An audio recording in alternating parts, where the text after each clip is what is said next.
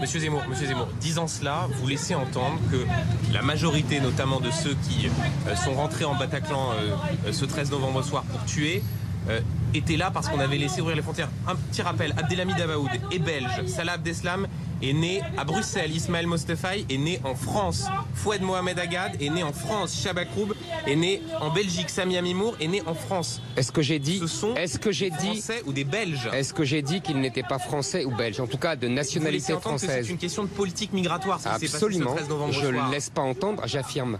Ces gens n'auraient pas pu rentrer en tant que Français ou Belges, car ils auraient été repérés par les services secrets français ou belges. Laissez-moi répondre.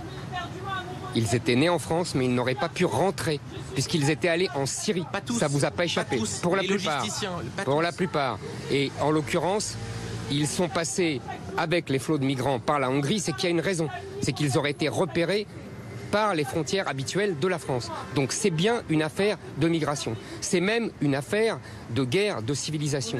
C'est-à-dire que là, avec cette histoire de Bataclan, avec ce massacre du Bataclan, 90 morts, vous les avez vus, vous avez vu leurs photos, c'était des jeunes qui venaient s'amuser et qui ont été charriés par le fleuve de l'histoire sanglante, le fleuve de l'histoire qui redevient tragique. Vous savez, ça fait des années que je l'annonçais, ça fait des années que je disais qu'il y avait une guerre de civilisation qui était menée sur notre sol. Et quand je les vois, je vous assure que ce soir-là, j'aurais préféré me tromper. Voilà.